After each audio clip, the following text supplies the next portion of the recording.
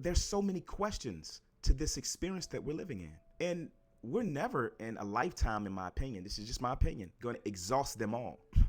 No, we're not going to exhaust them all. But there are some things that if we pay attention to, if we do our due diligence, if we realize that there is no expiration or no time clock when it comes down to learning any particular subject or topic, then I think that gives us a better opportunity to approach life in a way that is healthy across the board. Healthy. How many opportunities have we walked away from and said, nope, this opportunity is not for me, because we didn't explore all of the possibilities, or we didn't give ourselves enough time to see the benefit in the opportunity. Maybe it was hard. Maybe there was something in there that was completely different than the tradition that we grew up in. Something that somebody taught us that we accepted as truth, and we didn't see the other side of the equation. We didn't get a 360-degree view. We only got maybe 80, 60, something like that, where we didn't see the entire spectrum of what the possibility is, and we walked away from it. And then as time goes on, we look back at that opportunity and say, man, wait, the things that I've learned and grown in at this point in my life, I look back at that opportunity and say, man, I should have took that opportunity. I would be in a much better place if I would have took that opportunity. How many people have made up their minds that life is not worth living, and in a day they end their lives? They don't have all of the facts. They don't have all of the surrounding ideas and the potential around them that can lock them into a mindset that says life is worth living. Look at these things that you've missed. But in a split second, they decide that life is not worth living, and they take themselves out of this experience. I'm done. I'm out.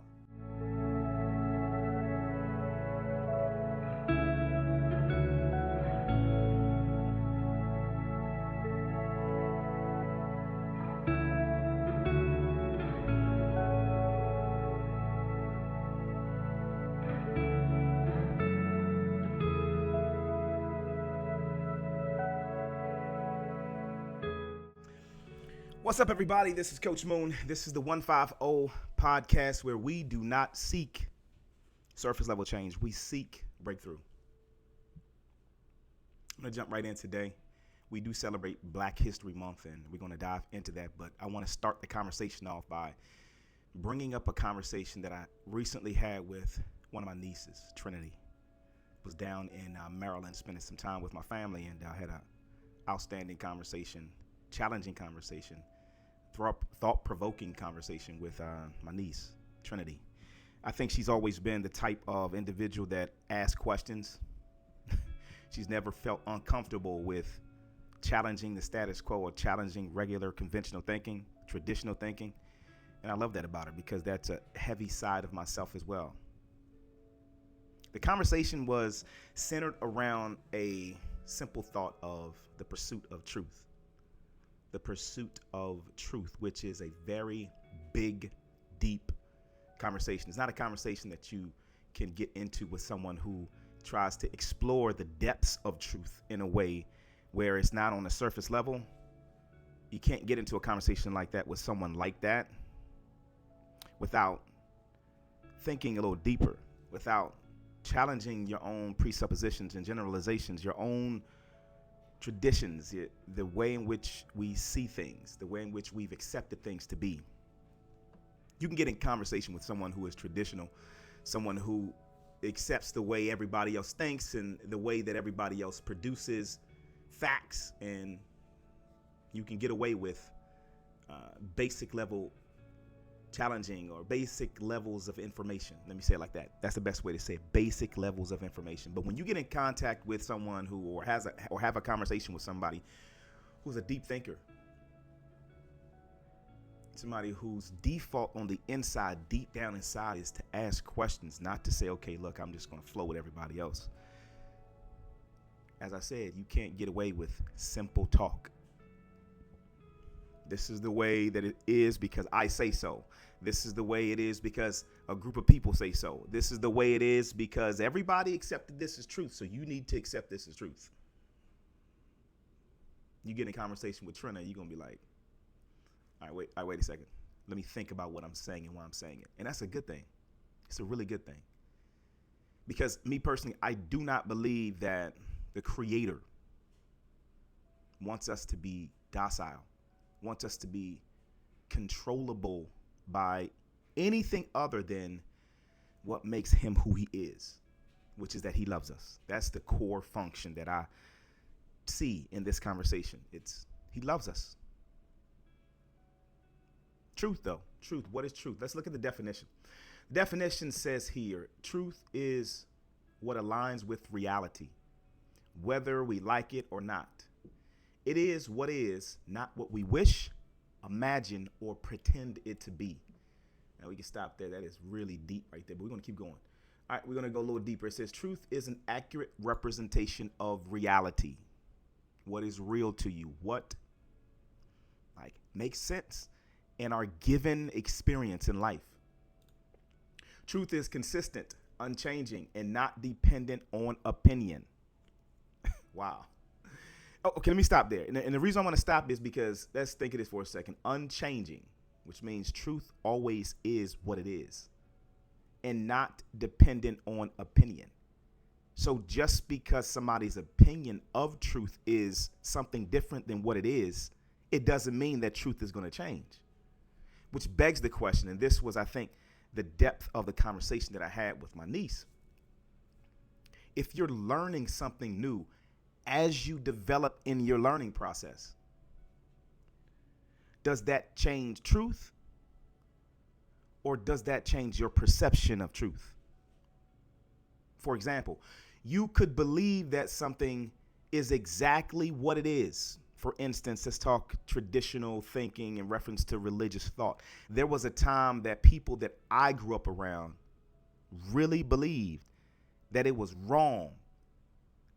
I know this is going to sound extreme, and it is, but that it was wrong to go to the movie theater, that there was something sinful about going to the movie theater. Without diving deep into that conversation, the reality is the more you learn and grow, the more you realize how stupid that is. It's the best way I can describe it. Just imagine how many other things in life we've created a list on. Do's, don'ts, things that you should do, things that you shouldn't do, places you should go, places you shouldn't go, thoughts you should think, thoughts you shouldn't think, that are wrong. So we did explore in that conversation the basics of absolute truth. Do we believe that there's absolute truth? Yes, we do. So that wasn't even the focal point of the conversation. So we're not going to go down that rabbit trail of bending reality in a way where it's completely off-centered when it comes down to the creator and how he created things to be, right? Although there is some depth in that conversation, we're not going to go down that road. I think a lot of times, though, the basis of our truth doesn't have enough weightiness, doesn't have enough detail, doesn't have enough research, doesn't have enough analysis. Man, that's a heavy space right there. What do we analyze? The basics of analyzing something is to input and to process and then to output. It's literally saying, okay, if I see something or I hear something, I'm going to listen to what's being said and I'm going to process it. I'm going to try to understand what is being said. And if I don't understand, guess what I'm going to do? I'm going to do a little digging. I'm going to figure out what it is. I'm going to figure out all of the different nuances to what we're talking about so I can have a better understanding of what we're talking about. How many people around us, man, we do not think for ourselves. We allow other people to think for us. Why is this important? To me, the reason why this is important is because there's so many people that are losing it behind the scenes. They're losing their minds behind the scenes. A lot of it is definitely because we are just a curious people, and a lot of times we just make some bad decisions. I'm not going to sit and act like that's not a part of the equation. But the bigger thing to me is there a platform or a place where people can ask real challenging questions and feel or believe, or I'm trying to take a human emotion out of it and know that there is an environment where they can be heard and that someone is not going to, if they don't have all the answers, present themselves like they do. Like, none of us knows everything. And as much as I say that on this podcast, the more I realize that it's going to be difficult to get through to a certain type of person. The type of person where they have all the answers. Okay, so my belief is that we have some answers. I mean, let's not get it twisted. I do believe we have some answers, but we don't have every answer. And the more we posture ourselves like we do, the more people are going to, who struggle with this, are going to be left in the background to wrestle and scrapple alone. Man, like, let's talk about something here. My mom, before she passed, months before she passed, we used to have great conversations. And one of the conversations that we had was, she said, "Son, how do you know that you hear from God? How do you know that you're hearing from God?" Now, the basic answer that I could say that would kind of be in a religious framework that would be most acceptable by most people is, I read his word. I get into his word. And the more I get into his word gets into me. And there's some truth to that. But that's not the entire story. It's not. It's not the entire story. Like, there is so much to creation, to this experience that we're living in. There's so many questions to this experience that we're living in. And we're never in a lifetime, in my opinion, this is just my opinion, going to exhaust them all. No, we're not going to exhaust them all. But there are some things that if we pay attention to, if we do our due diligence, if we realize that there is no expiration or no time clock when it comes down to learning any particular subject or topic, then I think that gives us a better opportunity to approach life in a way that is healthy across the board. Healthy. How many people have made up their minds that life is not worth living? And in a day, they end their lives. They don't have all of the facts. They don't have all of the surrounding ideas and the potential around them that can lock them into a mindset that says life is worth living. Look at these things that you've missed. But in a split second, they decide that life is not worth living and they take themselves out of this experience. I'm done. I'm out. How many opportunities have we walked away from and said, nope, this opportunity is not for me, because we didn't explore all of the possibilities, or we didn't give ourselves enough time to see the benefit in the opportunity. Maybe it was hard. Maybe there was something in there that was completely different than the tradition that we grew up in. Something that somebody taught us that we accepted as truth, and we didn't see the other side of the equation. We didn't get a 360-degree view. We only got maybe 80, 60, something like that, where we didn't see the entire spectrum of what the possibility is, and we walked away from it. And then as time goes on, we look back at that opportunity and say, man, wait, the things that I've learned and grown in at this point in my life, I look back at that opportunity and say, man, I should have took that opportunity. I would be in a much better place if I would have took that opportunity.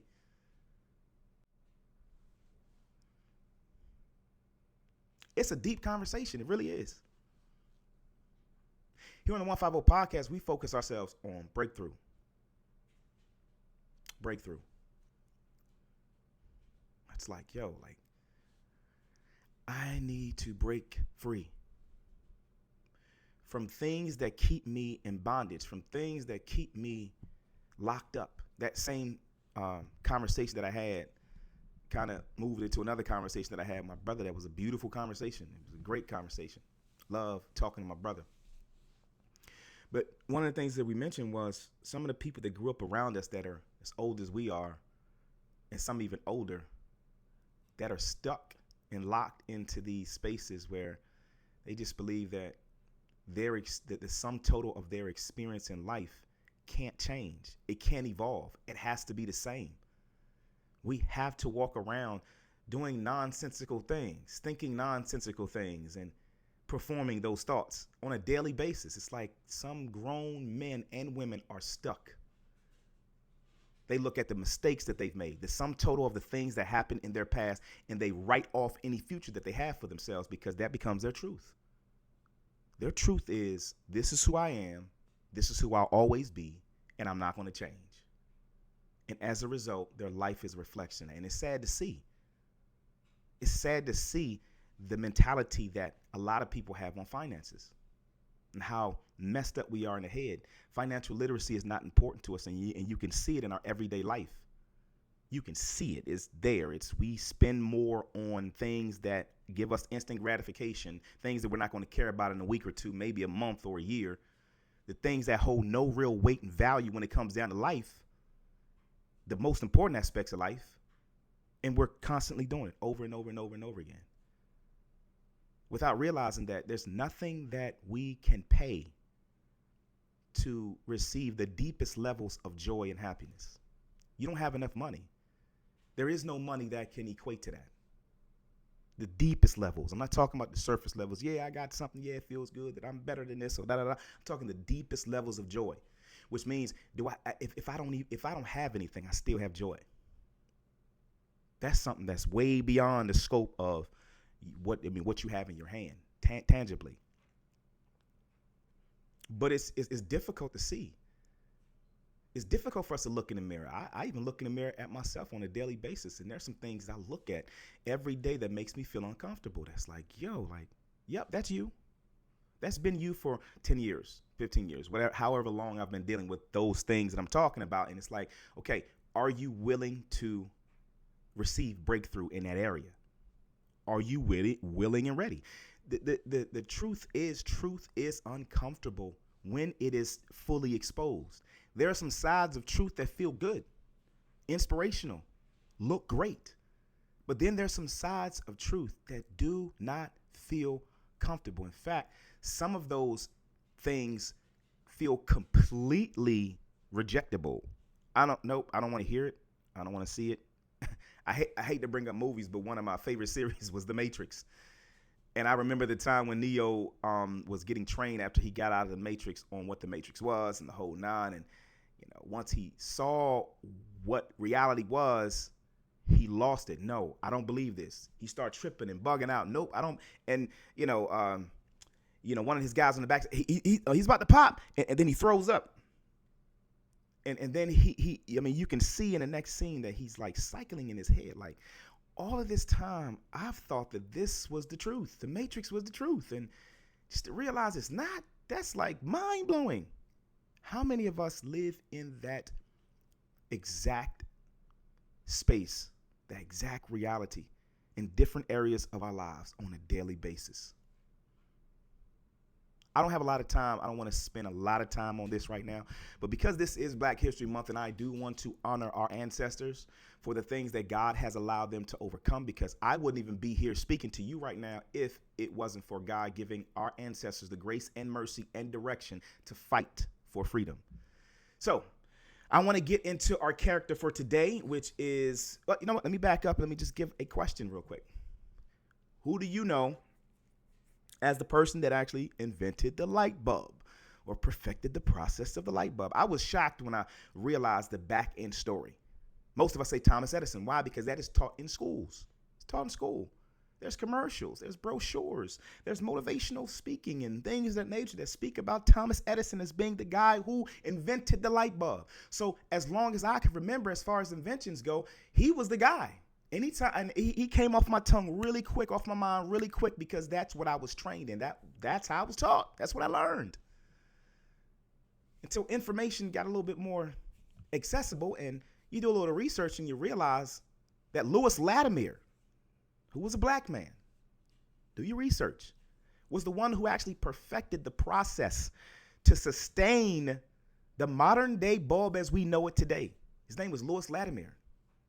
And most people probably would never have heard of this person, this individual, if time didn't expose truth in a way that it wasn't exposed originally. And a deeper question comes up, which is, what is the reason behind not revealing the entire truth? Now, I'm not going to go deep down in the rabbit hole with that. I'm going to let you all use your imagination when it comes down to that. Maybe that's a conversation for a later day. But the reality is, someone somewhere believed and thought that not telling the entire truth there needed to happen as To me, as retarded as that sounds, somebody thought that that truth didn't need to be shared.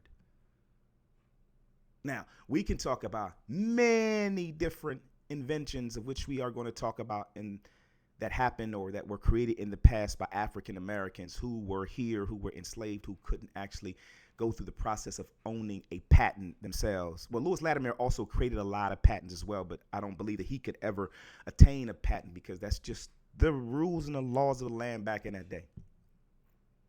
But the truth, when you realize the truth, what does it do to you? How does it make you feel? For me, for the longest time, I felt alienated. I felt, best way I can say this is I felt a lot of distrust for a lot of people around me. And I'm not just talking about in this particular area. I'm talking in many areas. I got books and I read books all the time consistently. I research and I look into things. And the more I learn, the more I realize that truth has a way, not in and of itself. Okay, let me restate that. People have a way of hiding the truth, not revealing everything. But truth has a way to inevitably reveal itself. Okay, how long it takes. Which leads me to that whole thought when it comes down to the truth will be shouted from the rooftops. Nothing will be hidden. Everything will be revealed. So if I'm saying anything of any value in this conversation or in this episode, what I'm saying is get ready for the truth to be revealed. Get ready for it. Get ready for it. Because the truth will be revealed. In whatever aspect of life you are struggling with, it will be revealed. And how we respond to that matters most. How will you respond to knowing that there have been some generational things that have been connected to you, to your life, that you have to spend time uprooting? I'm reading several books, and the one book that I read, it gave this beautiful story about what I'm talking about now.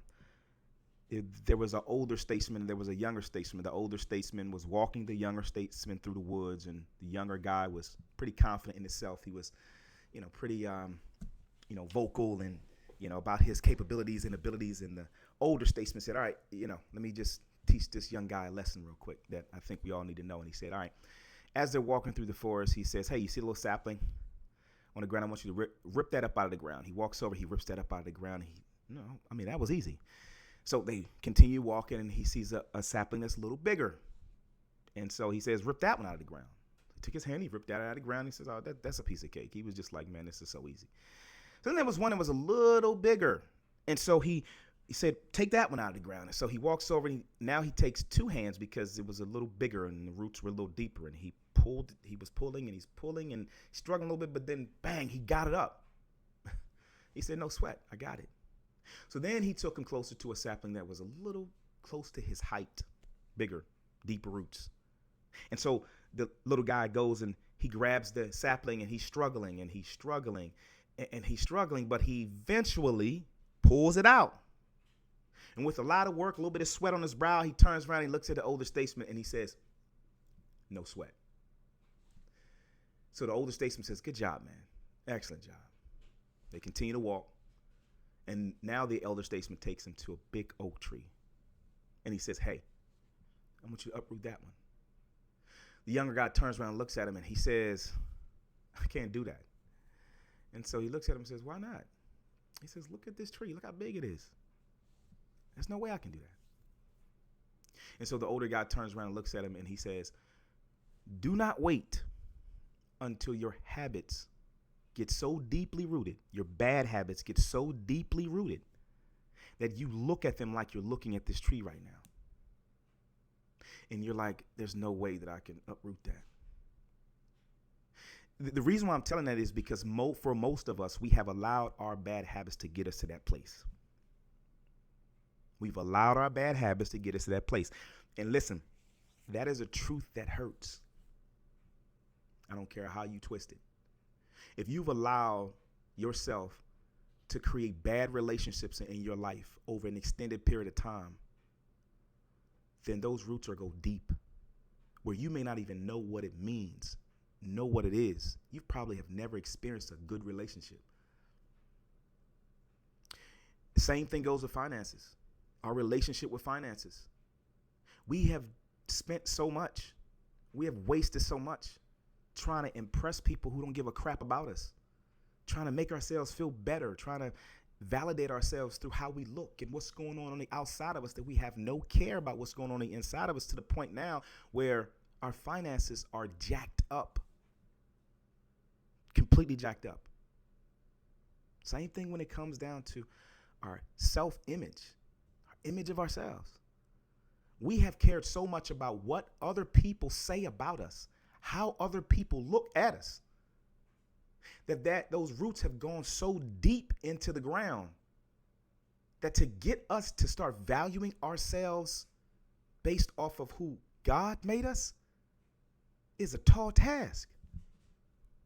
It's hard to look at yourself and say, man, I got low self-esteem.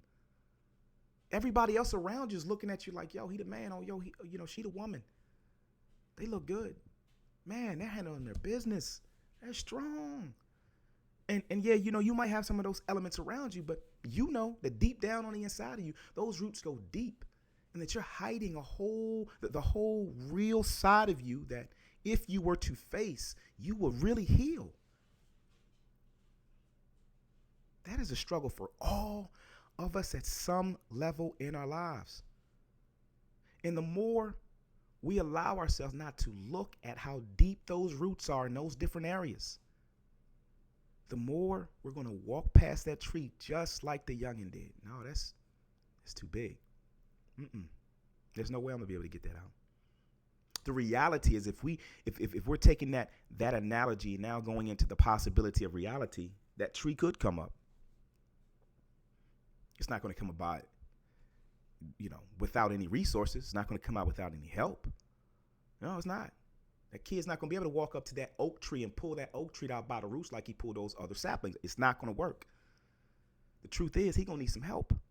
He's going to need somebody who is familiar with going and digging those trees up and chopping those trees down and digging all the way down below the surface to get to those roots that go real deep and pulling all those roots out.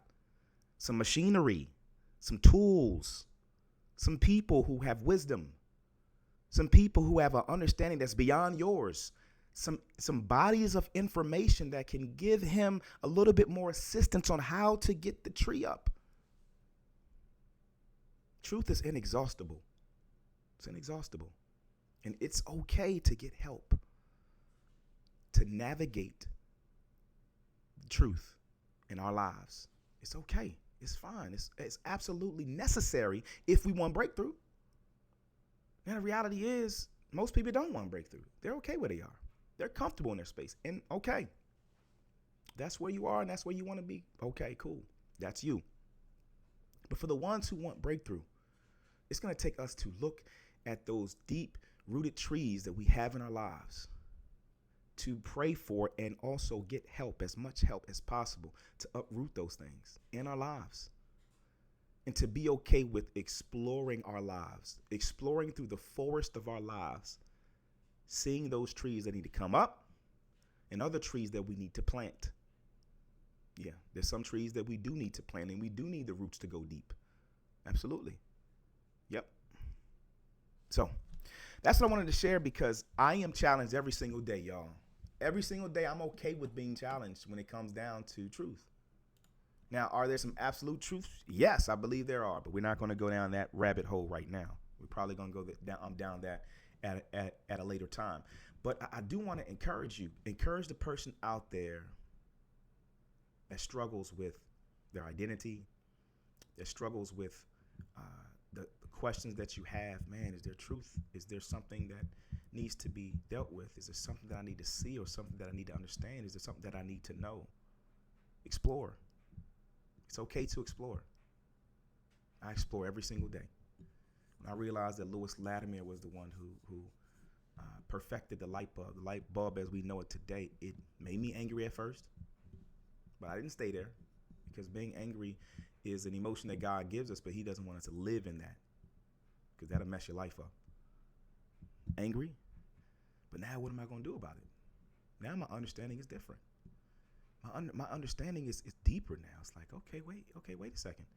A black, yes, and I am speaking to this in reference to identity too, because now you have a young guy, young black kid that looks up and sees someone that has his image, that did something so great.